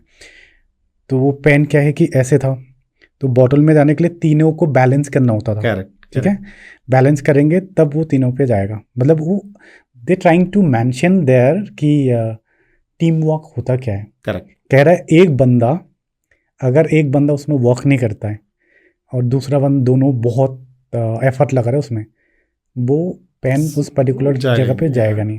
So it's beautifully shows that I don't know, it's just like office का किसी बच्चों को ट्रेनिंग दे रहा था। It's so good and understanding कि भाई team work is very very important. Okay, बहुत सारे एग्रेसिव मैनेजर होते हैं, राइट? बहुत सारे एग्रेसिव कंपनीज होते हैं, एग्रेसिव मैनेजमेंट होते हैं। Do you think that aggressiveness take a long way to become a succeed? Yeah, in my opinion it doesn't. देखिए, end of the day, I don't know what when you say aggressive, what does it mean? Aggressive in a way of like, teach other people for a business, focus on in terms of every way, like से business के लिए काम करना, okay, ये पैसे के लिए करना कि मुझे पैसे कमा कर दे फटाक से, या ना? No, I think that will not work. देखिए, बेसिकली किसी भी लीडरशिप का या किसी बिजनेस का ना अल्टीमेट गोल पैसा कमाना नहीं होना चाहिए। अगर वो है ना तो बिजनेस खत्म ही है एक दिन, या वो एक टाइम के बाद ऊपर नहीं जाएगा। ठीक है, बिजनेस जो हम पल्स फ्रेमवर्क की बात करें तो उसका पहला पी का मतलब ही पर्पस एंड वैल्यूज है, राइट? आपके बिजनेस का एक पर्पस होना चाहिए, ठीक है, जो आपको भी क्लियर होना चाहिए और आपके टीम मेंबर्स को भी क्लियर होना चाहिए। तब आप देखेंगे जिस तरह से लोग इन्वॉल्व, देखिए, लोग पैसे के लिए, पैसा तो आप कमा रहे हो ना, वो अपनी जॉब कर रहे हैं, उनको अपनी सैलरी मिल रही है, वो आपके साथ तब जाके पूरे दिल जान से लग जाएंगे जब उनको पता है कि जो आप अचीव करना चाह रहे हो वो भी वो अचीव करना चाह रहे हैं। तो तब जाके आपकी ऑर्गेनाइजेशन जो है नेक्स्ट लेवल पे जाएगी और तब पैसा ऑटोमेटिकली आना लग जाएगा। तो शाहीन, एग्रेसिव लीडरशिप में money should not be the focus. अगर आपको एग्रेसिव लीडर बनना है ना, तो पर्पस के लिए एग्रेसिव बनो। यार, मुझे ये पर्पस अचीव करना है, मुझे ये विजन अचीव करना है, उसके लिए एग्रेसिव बनो। देखिए, लोग आपके पीछे हट जाते हैं। बट अगर पैसों के लिए बनेंगे तो पैसा तो बहुत मटेरियलिस्टिक चीज है आज की डेट में। यार, आप ये बताइए ना, चलिए अभी तो नई जनरेशन आ रही, उनके पास पैसे कभी कहां पर है? हमारी उम्र में हमारे फादर मदर जो इतने फाइनेंशियली स्ट्रांग नहीं थे, तो हमको लगता था कि यार हमको रोटी कपड़ा मकान चाहिए, बेसिकली, है ना, हमको कुछ तो करना पड़ेगा, जॉब करनी पड़ेगी, कुछ तो करना पड़ेगा कि अपना रोटी कपड़ा मकान कैसे बनाए। आज के दिन में मेरे बच्चों को तो ये प्रॉब्लम नहीं है, मोस्टली बच्चों को प्रॉब्लम नहीं है, रोटी कपड़ा मकान तो सबके पास ही है। उनको चाहिए अब कुछ ऐसा काम जिससे वो इम्पैक्ट क्रिएट कर सके। एंड दैट इज वेयर अगर एग्रेसिव लीडरशिप बननी है तो पैसे पे ना बने। एग्रेसिव लीडरशिप बनना है तो आप अपने विजन और मिशन के लिए साथ बने, लोग आपके साथ जुड़ना शुरू हो जाएंगे। Okay, related to your incredible work place, okay, एक क्वेश्चन मेरे माइंड में आया। ये जेनजीज जो न्यू जनरेशन है, ओके, जिसको हम जेनजी बोलते हैं, उनके बारे में क्या फीडबैक मिलता है आपको?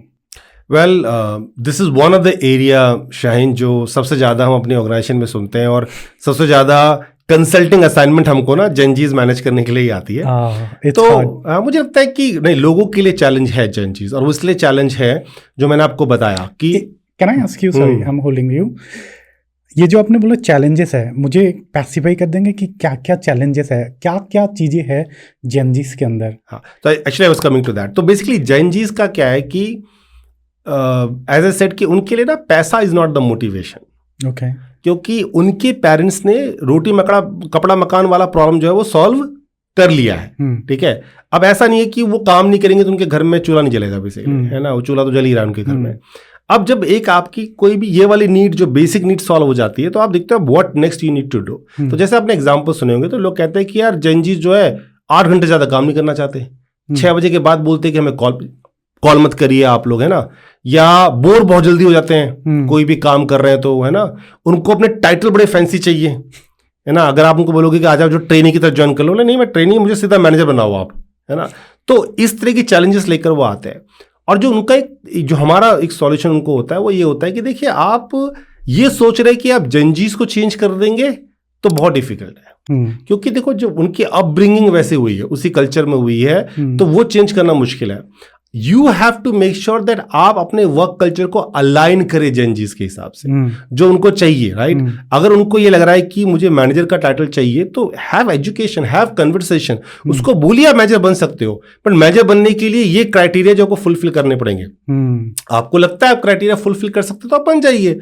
वो आपको खुद ही बोल देगा कि नहीं अभी मैं क्राइटेरिया फुलफिल नहीं हो, तो ठीक है, let's work on it and make you a manager by working. तो उनकी जो एनर्जी है उसको पॉजिटिव डायरेक्शन में चैनलाइज कर लीजिए, एज सपोज टू क्रीप करने के कि जेनजीज तो ऐसे हैं, जेनजीज तो वैसे हैं। देखिए वो तो वैसे ही रहेंगे बेसिकली। तो हमारे पास इस तरह के चैलेंजेस आते हैं और ये हमारा एडवाइस होता है उनको। ऑफ कोर्स हर क्लाइंट का जो चैलेंज होता है वो डिफरेंट होता है और हमारी एडवाइस भी डिफरेंस होती है, बट ब्रॉडली ये होता है। ये रियलिटी के साथ कितना मैच है? आप जेनजी को क्या करना चाहेंगे कि रियलिटी क्या है? देखिए जेनजीज को मैं कहना चाहूंगा कि अभी क्योंकि जब हम एक जॉब इन्वायरमेंट में जा रहे हैं और उनको पीछे से एज सच कोई फाइनेंशियल चीज का प्रेशर नहीं है तो उनको इतना फील नहीं होता। बट जब वो खुद एक स्टेज पर जाएंगे, like after some year, right, अभी तो आप अपने पेरेंट्स के अम्ब्रेला में हैं तो चल रहा है। जब आप थोड़ा सा और जाएंगे स्टेज पर जहां आपको लगेगा कि यार you want to settle down in your life, you want to be married, तब आपको याद आएगा कि शायद जो साल आपने बर्बाद कर दिए वो आप बहुत अच्छे से उसको यूटिलाइज कर सकते हैं। तो उनके एक दिन आएगा जब उनको रियलाइजेशन होगा। बट द पॉइंट इज कि वो रियलाइजेशन के टाइम पे तब तक थोड़ा लेट हो जाएगा। अगर वो पहले शुरू कर दें उस रियलाइजेशन को, that will be better. That will be my advice to the Gen Zs कि भैया don't live in the world की वर्ल्ड में सब कुछ रोजी रोजी है। वो अभी इसलिए रोजी है क्योंकि आपके पास एक फाइनेंशियल स्टेबिलिटी है बिकॉज ऑफ योर पेरेंट्स। जिस दिन वो नहीं रहेगी उस दिन आपको समझ में आएगा कि शायद 5 रुपए कमाना भी बहुत मुश्किल होता है। I have seen live people example who suffer after their decision. Yeah, that is true. Actually होता ही है, आपको ठोकर लग के ही उनको लगता था ये बेटर है, यही सही है। When you actually face a problem, actually face that, then they feel like हाँ मुझे तो टाइम लग गया, अब मुझे समझ आ रहा है कि क्या है। पर एनीवेज कहते हैं कि सुबह का बुला शाम को घर आ जाए तो उसको बुला नहीं कहते। तो आई एम श्योर कि अगर if they are still understanding कि ये फैक्ट है तो दैट इज स्टिल बेटर। नहीं, वो माय पॉइंट इज दैट कि मैंने एग्जांपल देखा है जो रियल में फेस किया है। They face the truth about life. And जो मैं तो ये बोलूँगा जो आपके पापा के साथ हुआ, जो आपके बाप के साथ हुआ, वो आपके साथ भी होगा। करेक्ट। ठीक है, it's all about time. It's all about ये कि आपकी परवरिश बेटर हुआ बिकॉज आपके पापा ने सर्वाइव किया है। वो ये नहीं चाहते कि आप हो। पर रियलिटी ये है कि आपके पापा भी 20 साल के बाद पैसे कमाना शुरू करे थे और आप भी कर रहे हो। ठीक है, अब आप कैसे कर रहे हो? क्योंकि आपको थोड़ा सा बेटर एमिटी इजीली मिल गया है। आपको पापा को नहीं मिला था, उन्होंने देखा है। पर जो मार्केट है, द कॉर्पोरेट जो डिजाइन हुआ है वो अकॉर्डिंगली सिस्टम ही हुआ है। You can't change them. Correct. You might make your own better place, but you can't change the other places. Okay, that I believe. Okay, I think हमने काफी बात कर लिया. Okay, I would have a few questions, quick rapid fire round. Yeah, sure. I will try that. How you describe yourself in one word? I would say I'm a giver, Shaheen. I love to give to people, so that's what I believe. If you have to describe me, I'm a giver. Okay. What's your biggest motivation? My biggest motivation is to make India proud by what I'm doing right now. Is that money is important for you or satisfaction and a life satisfaction? Today, satisfaction, not money. Okay. Do you think money matter? Money does matter, but it is not the only thing that I work for. Do you think money is give happiness? Not you, I'm saying in general. In general, money, no, even in general, I don't think money can give you happiness, but money can definitely give you moment that can create happiness. So happiness is a very, very mature thing. So no, money can't give that. Interesting. I like that. Yeah. What's the best advice you ever receive? The best advice I've ever received is to be extrovert. Extrovert. Yeah. Okay. So that I'm by nature, I'm introvert. I don't speak much. I speak a lot because of my profession. But if you give me a chance and say, Govind, you have a choice whether you want to be in a party of people or you want to be alone, I will be alone. So the best advice I got from one of my managers is that you have to be extrovert. Okay. So like you said, go and talk to people. You will learn a lot of stuff. Yeah. So that was the best advice I got. What is the one thing you wish to know earlier? I wish I knew earlier.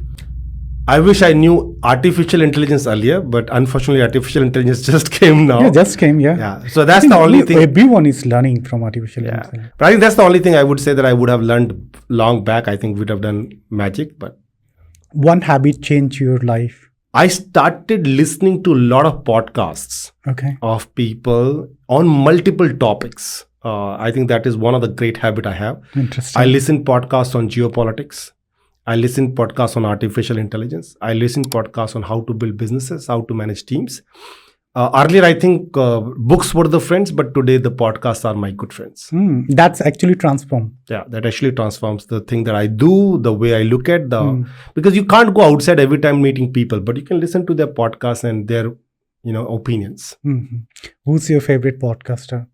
Well, no, nobody is my favorite. I listen to any podcast that matters a lot. And as I said that I have not particular interest. I have geopolitics, I have AI. So I just go to the YouTube and just type the topic and anything that comes up and I listen to that.